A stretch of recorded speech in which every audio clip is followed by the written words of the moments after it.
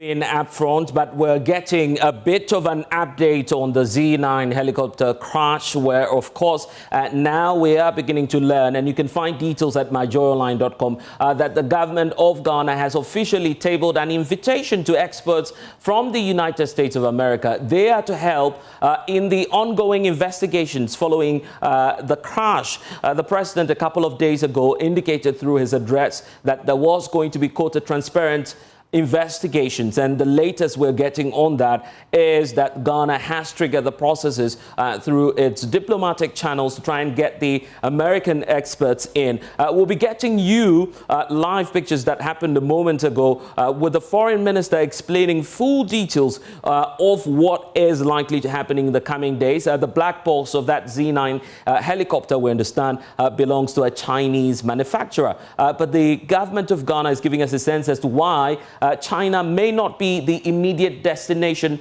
for this black box. We'll get into the details shortly for you and bring you some live pictures. But first, let me bring in, of course, some security persons and experts who are equally watching the space here. Ever since this story started, we know that in the next 24 hours, government will be leading that state funeral with thousands of persons from both within and outside this country who will be converging at the Black Star Square for the state funeral. We'll be getting that address shortly by the Foreign Affairs Minister, Samuel Okudzeto-Ablakwa, who's giving us a hint of that, plus a mini cabinet meeting, we understand, that transpired in the early hours of today. We'll bring you fallouts from that and what that means for the fight against illegal mining and the very words being used by the Foreign Minister. We'll get into all of that for you. But let me bring in Richard Kumada, who is a security consultant, joining us now.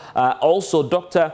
Ishmael Hlonvo is an international relations expert and lecturer at the University of Education, Winneba. He'll be joining us shortly as well. Richard, we're just getting to learn about this initially, and what the experts tell us is that if you're unpacking the details of a black box, then you should be moving to China, where, of course, the Z-9 helicopter, where it was manufactured. But government is taking a nuanced approach now. Tell us about the security implications of this. We'll be looking at the diplomatic angles, but why do you suspect that immediately the manufacturers in China may not be that priority for government as of now? I think government will have to explain whether the black box, as we all know, is going to the US or it will be going to the manufacturers in China. If governments take a switch, then permission will be sorted and protocols will be sorted from the Chinese for the US government to open the black box and to diagnose it.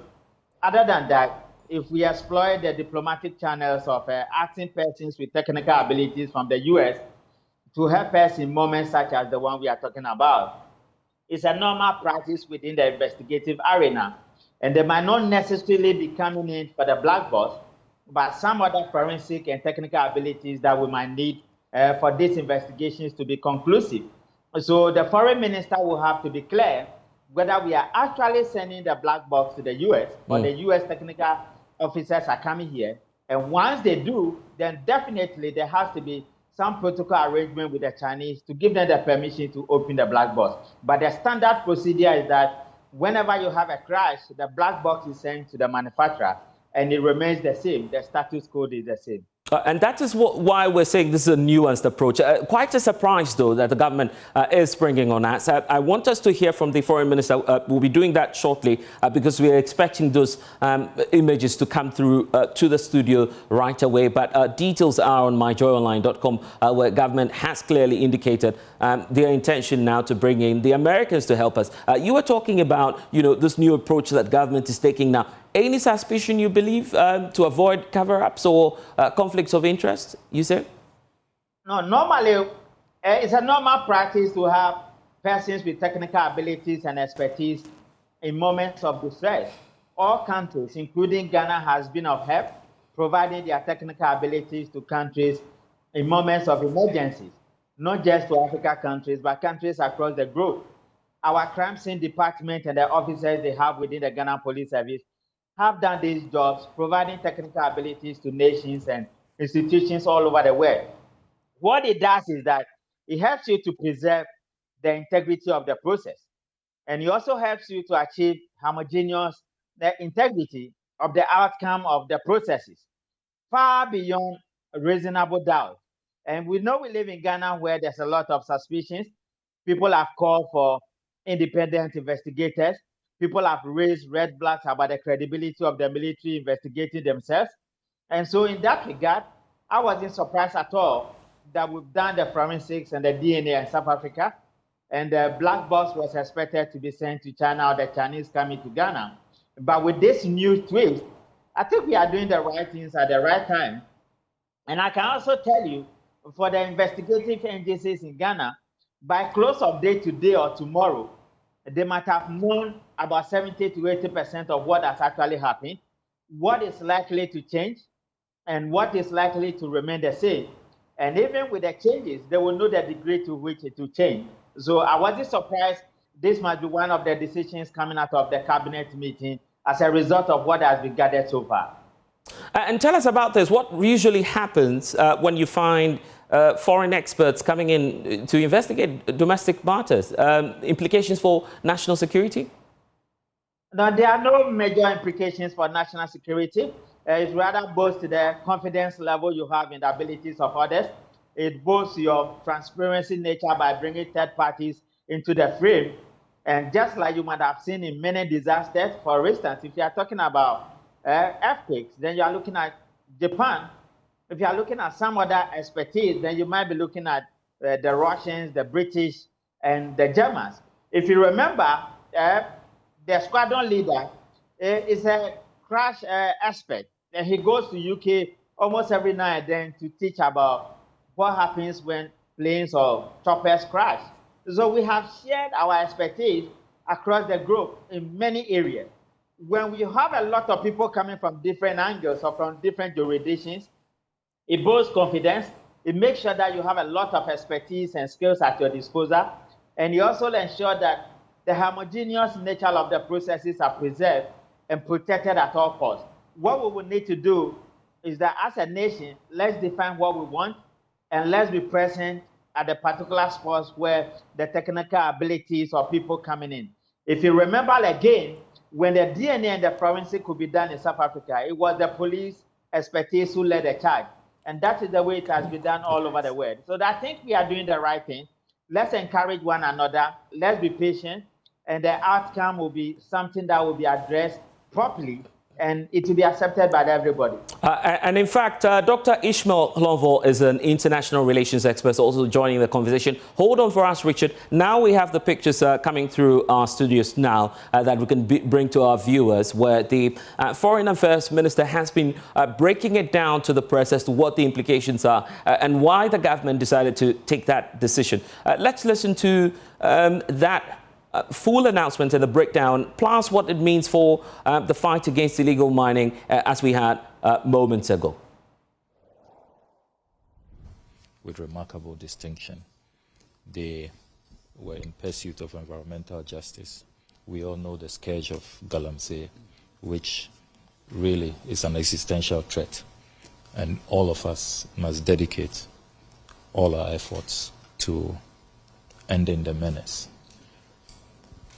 It is now up to us to finish the mission they were pursuing, a cause that all of us must be committed to. And for the fallen heroes, I know most of them very well. I served in cabinet with the Honorable Dr. Edward Omane-Boamah and the Honorable Ibrahim Mutala Mohammed.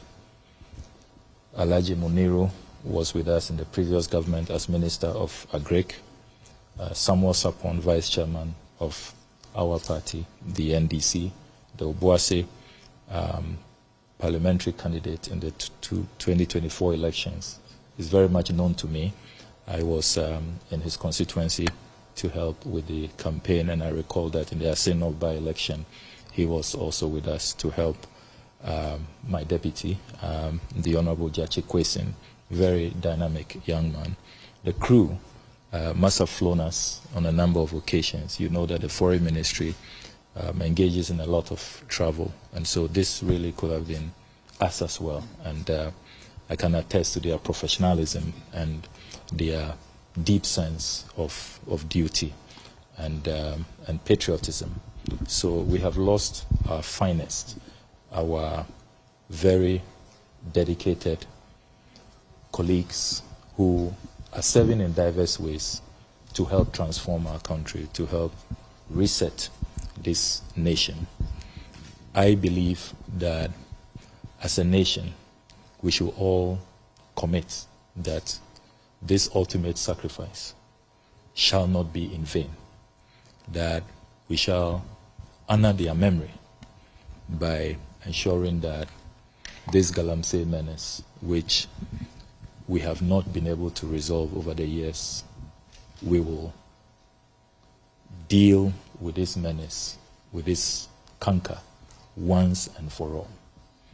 It is also important to immortalize their memory by ensuring that we protect our environment, we protect our water bodies, and we keep this country safe for the generations coming after us.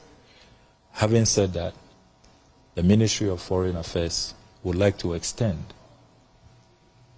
our heartfelt appreciation to world leaders, our international partners. During this memorial, the national mourning, and the opening of this book of condolence, there is hardly any embassy or any international partner accredited to Ghana whose head of mission or representative of the head of mission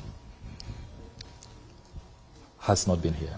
All of them have been united with us, grieving and mourning. I want to, on behalf of President John Dramani Mahama, extend our profound gratitude. World leaders have called directly. They have sent messages of condolence. They have extended their commiserations through diverse ways. From our records, we are struggling to find any country that is left out. Everybody across all continents.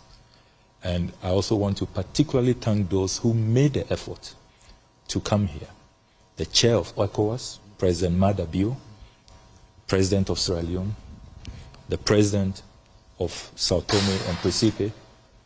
Today we received the former President of Niger, the former Prime Minister of Senegal, the former Prime Minister of Cote d'Ivoire.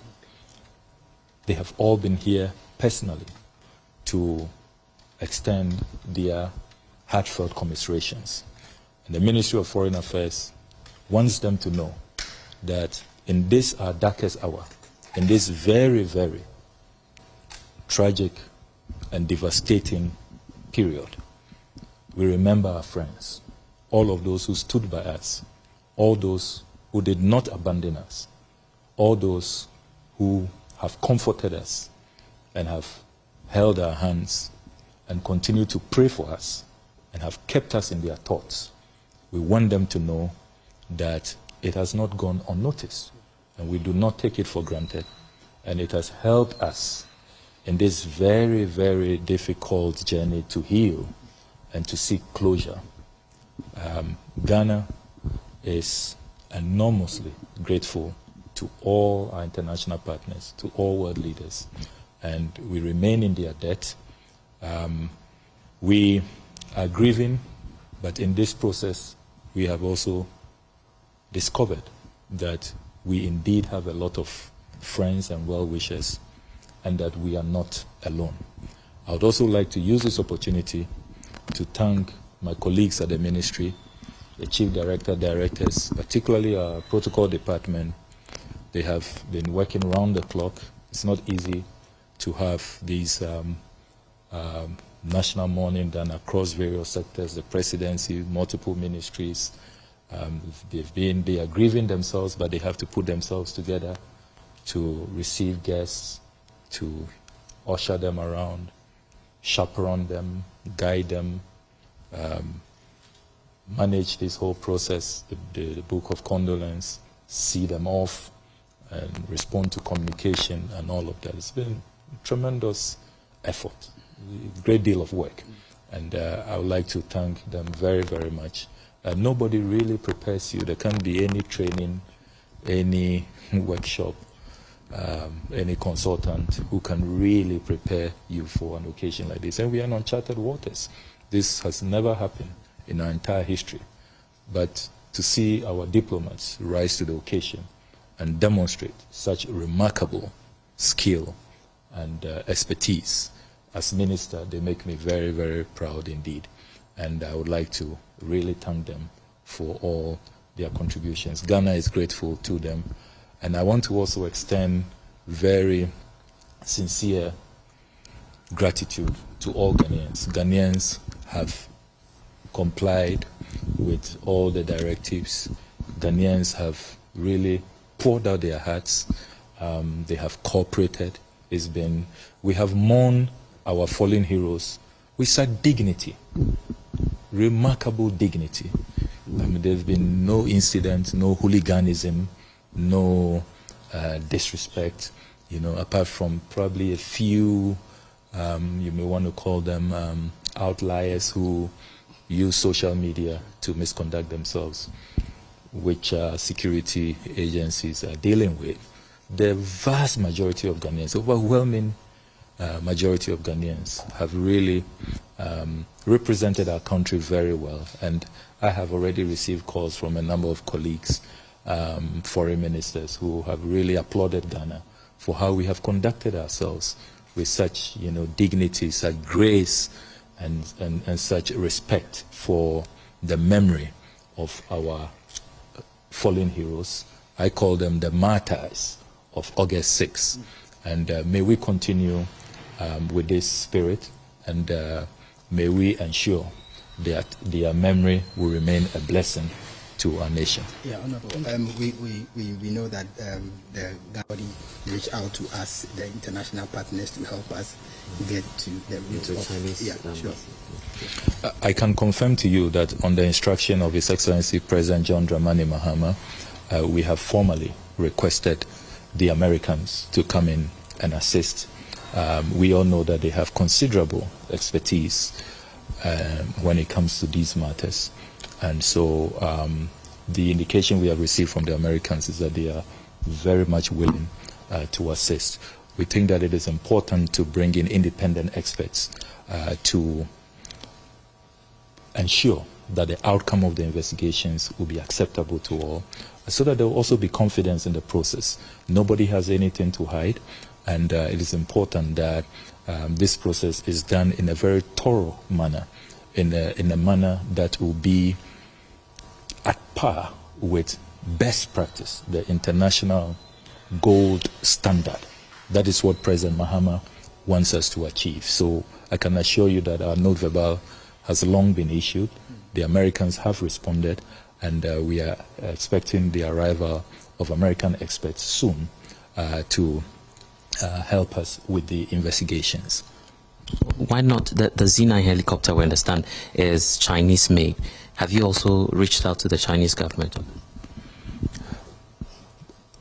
You do know that I am a member of the Armed Forces Council and the National Security Council. And so I can confirm to you that the Chinese have already been contacted, and the manufacturers are standing by.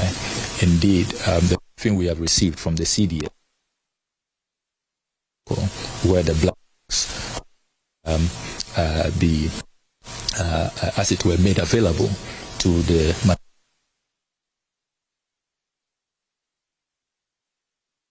standing by.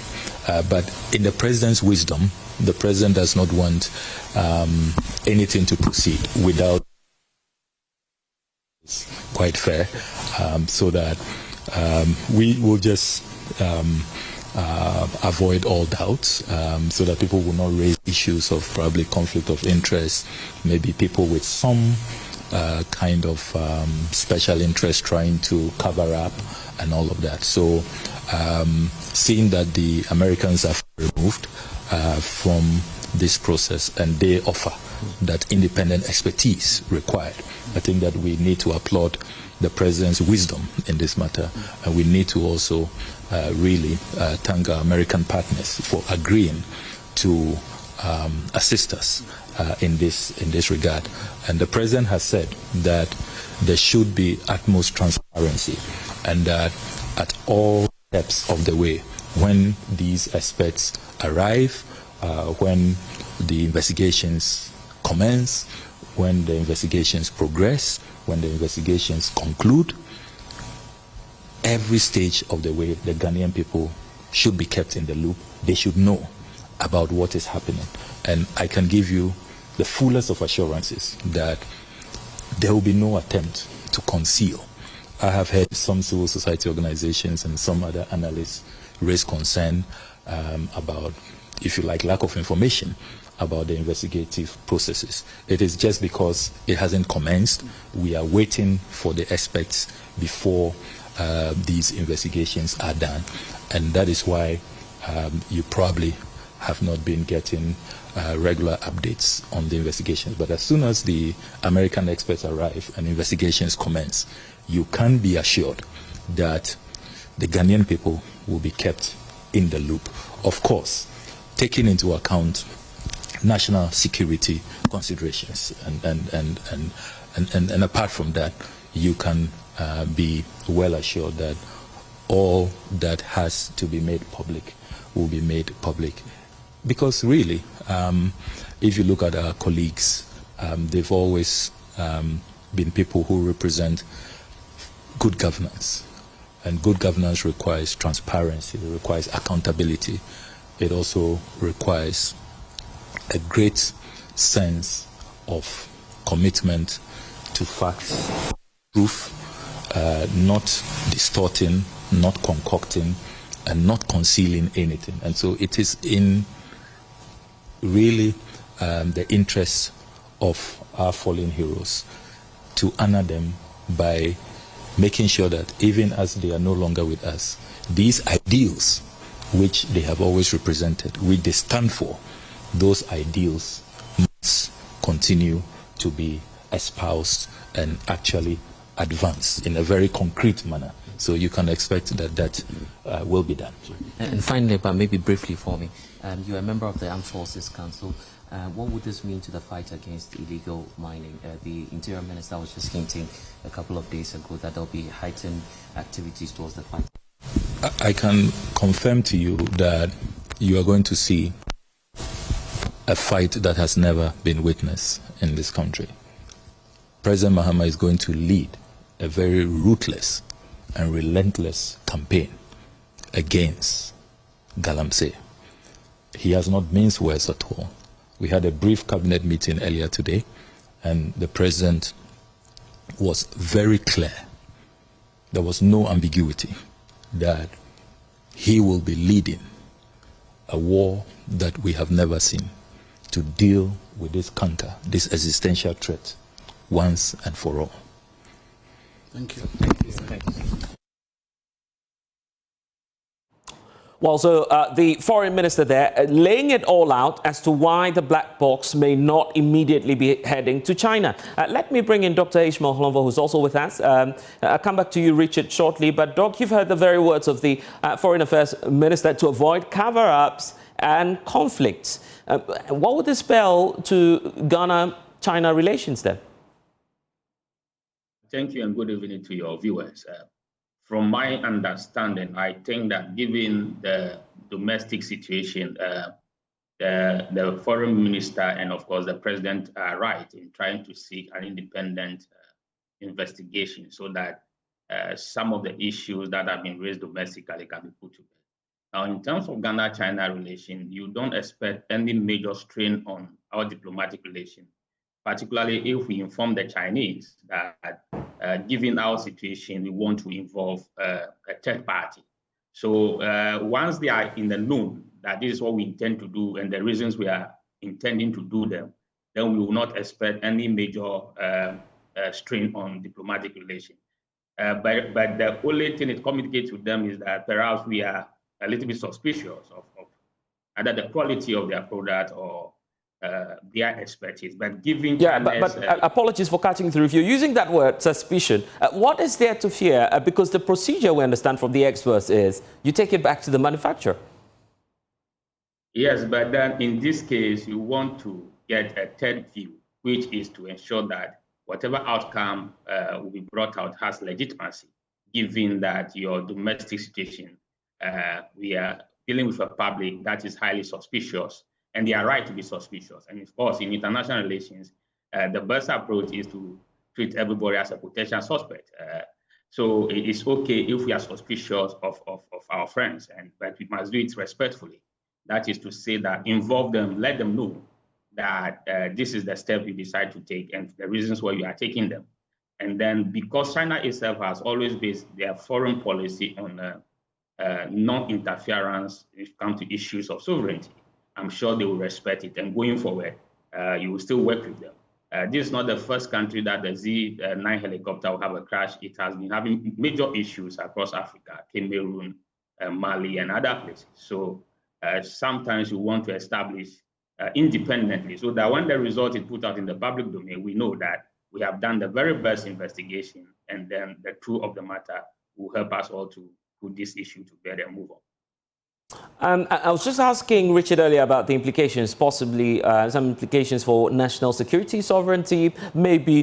What are your immediate concerns there, knowing that, well, this will be foreign experts coming into our homeland to probe matters? Is it far-fetched, or is this something that we should be open to?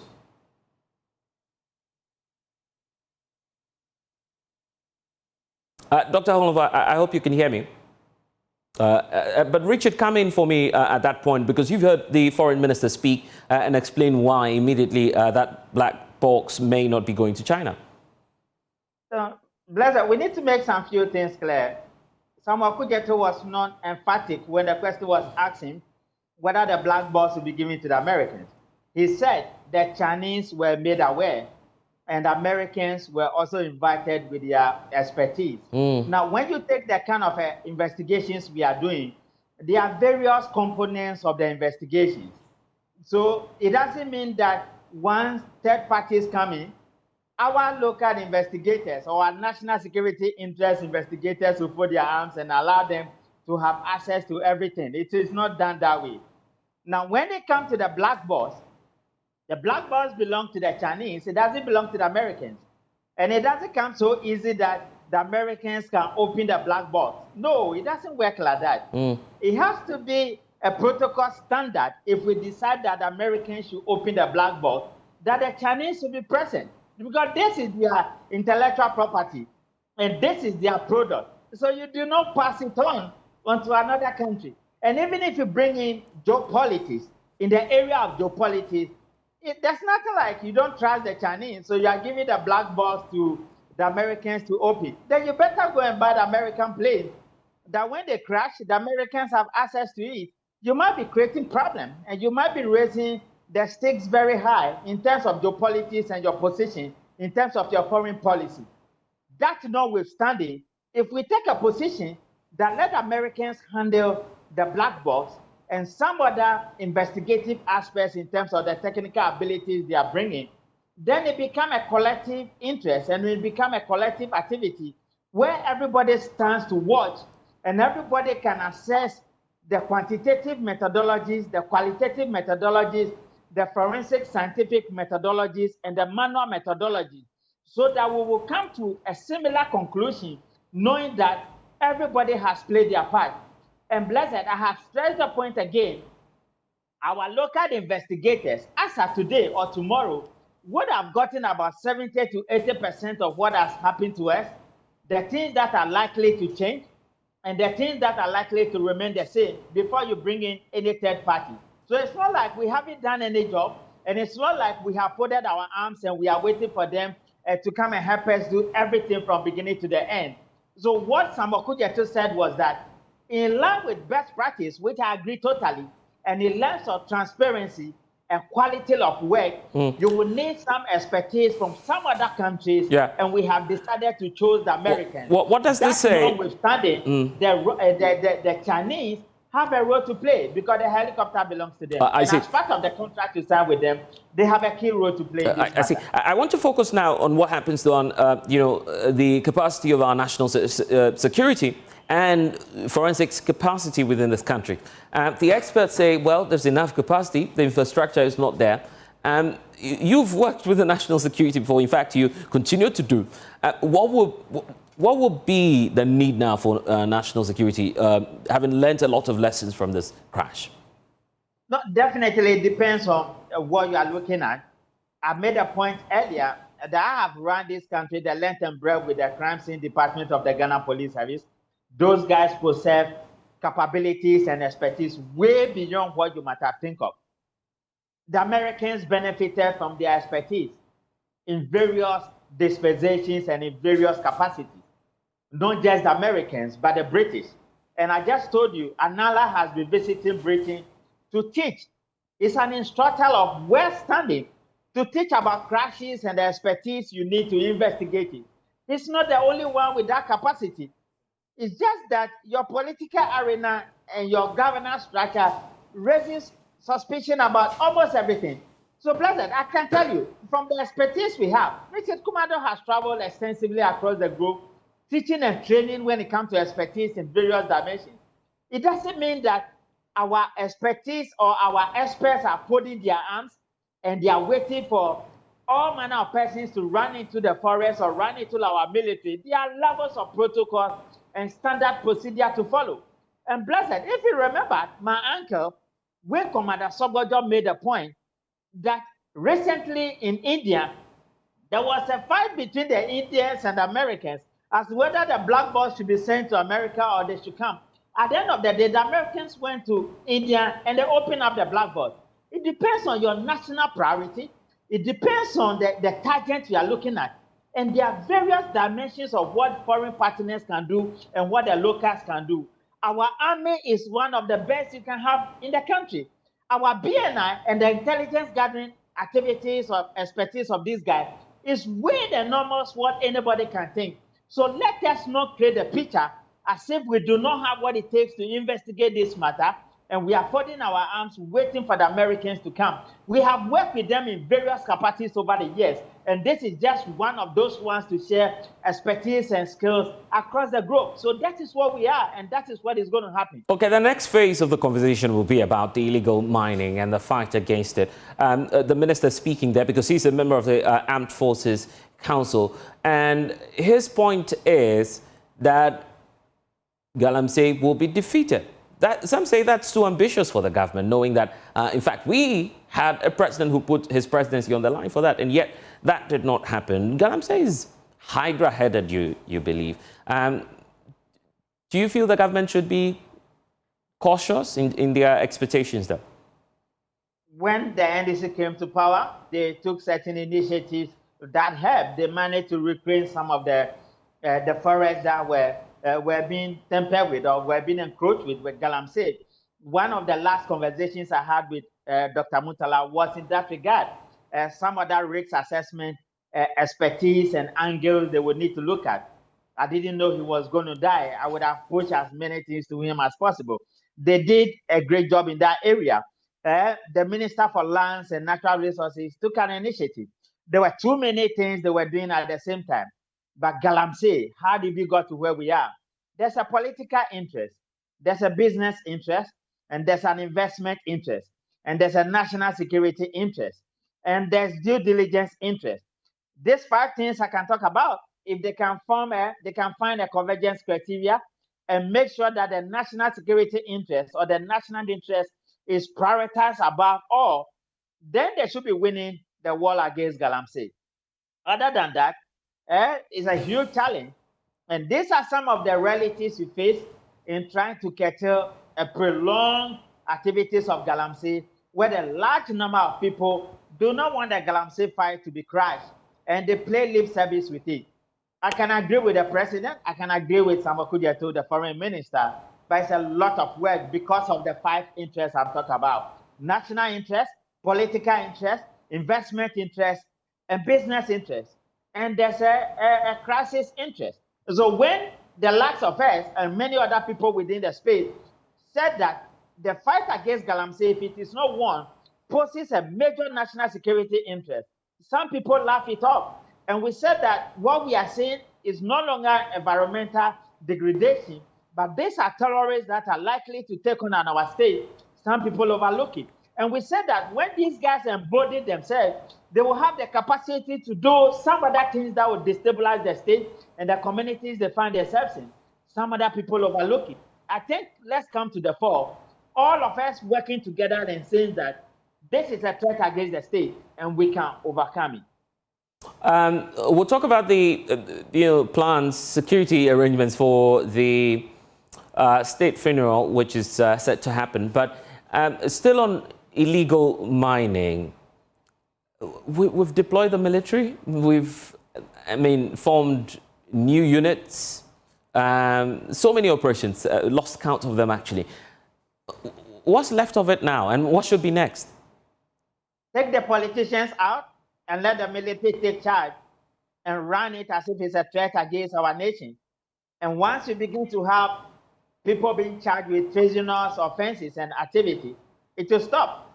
What has been a bane and a burden for this country is the nature of politics. That has become unproductive sometimes. Many of the people we call the gurus behind these Galamsey activities, majority of them are politicians and people who have political affiliations. And that is why we have not won it in a very long time. Once you see it as a national security interest approach and you begin to deploy the military to deal with some of these things, we are going to get a result.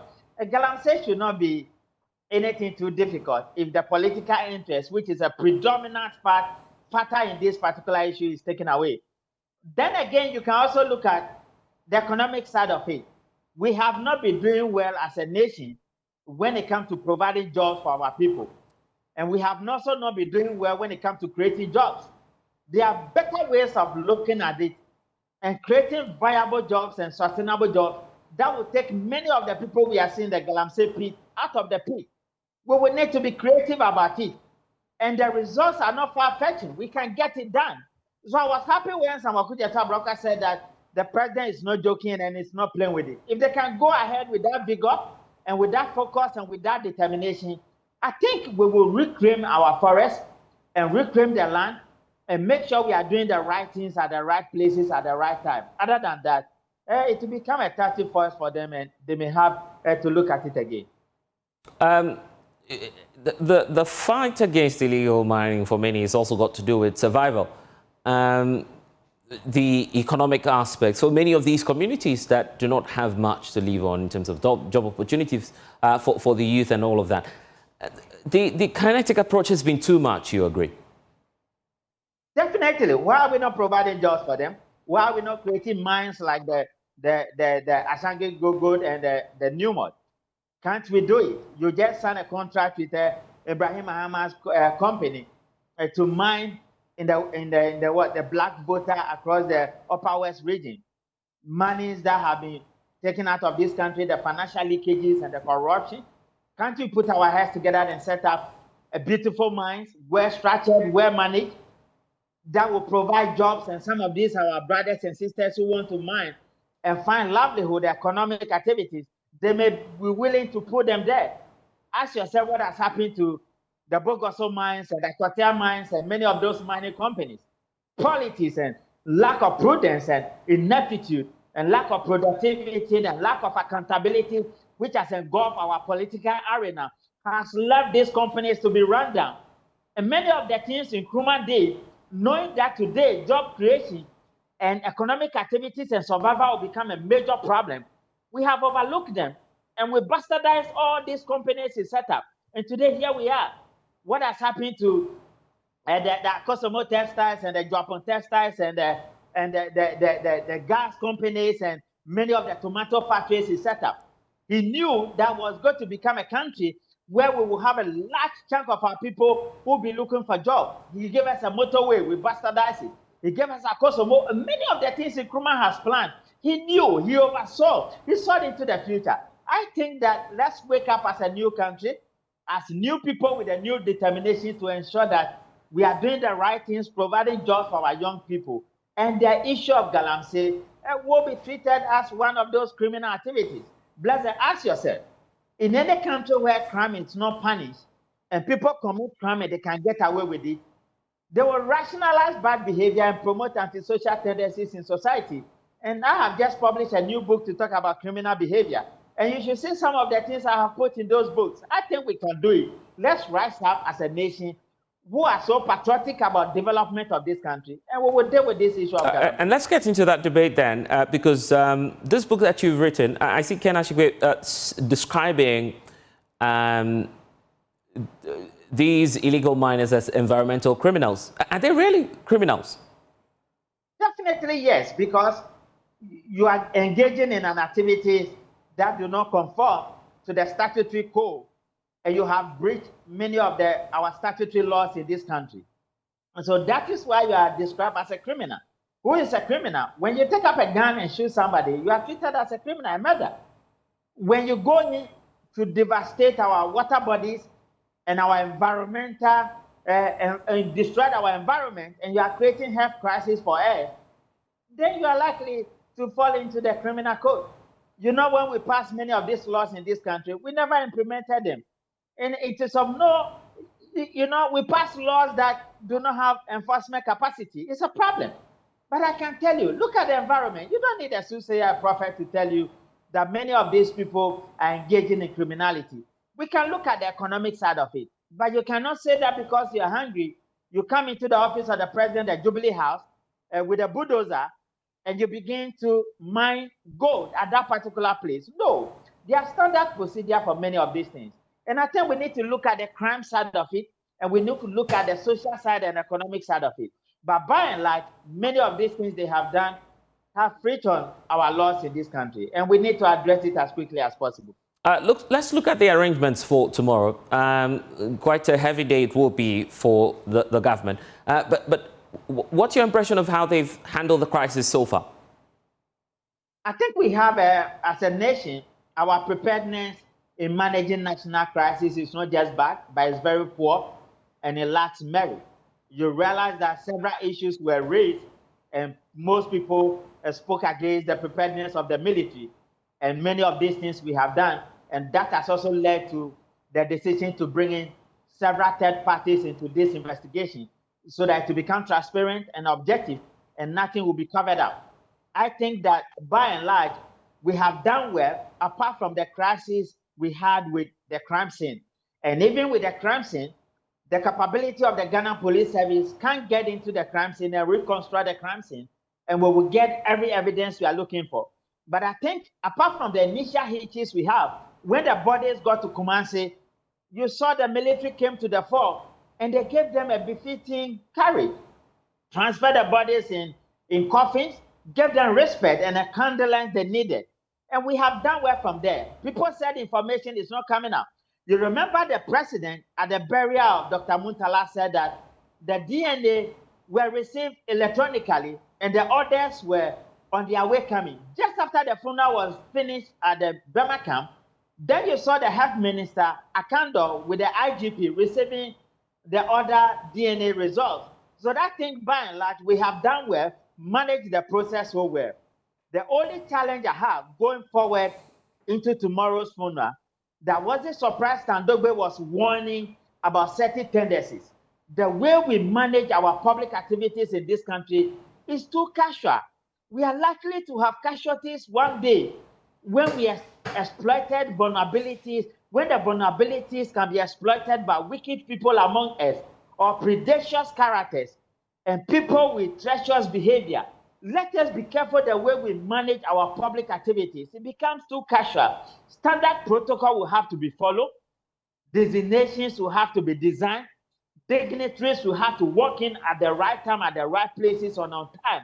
And if we do that, we are not likely to have problems. And let us finish it and finish it well so that it will be described as people who are serious about their public activities. Otherwise, Blessed, I can tell you, from security risk assessment management point of view, we have created many vulnerabilities for us when it comes to our public engagement and our public program. But speaking about vulnerabilities before we go, what's of shock to me, personally, was for me to learn from the former majority leader also HMN Sabons indicating that we're not even insuring our military aircrafts.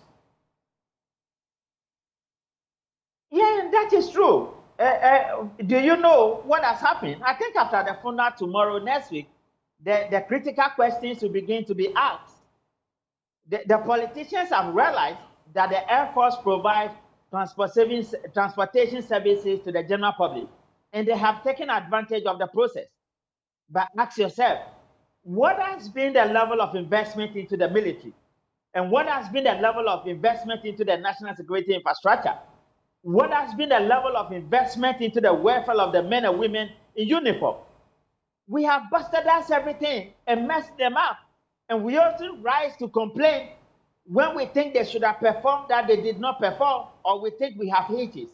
As a nation, the way we are going and our relationship with our security infrastructure, particularly the men and women in uniform, is very bad. Watch around. When I joined the BNI, it wasn't like this. Today, politics have messed up everything. And when you look back and you watch, you can only cry for Mother Ghana.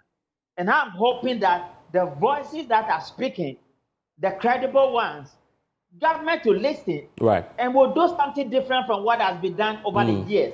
That we need to invest, and we need to build the structure, and we need to build the infrastructure. That is the only way they will come to your aid when you needed them the most. I agree. Richard Kumador, security consultant, thank you for joining us here on UpFront. Clear now what needs to be done in terms of the way forward and what we are to expect in the coming days with the expected arrival of forensic experts from the United States, which the foreign minister has just confirmed to us. This has been UpFront. I'm Blessed Sugab. You can find out more about this story, plus watch a playback of that on all of our social media. Is at Joy News on TV and online. It's at myjoyonline.com. Have a good night. We'll see you again. Bye-bye.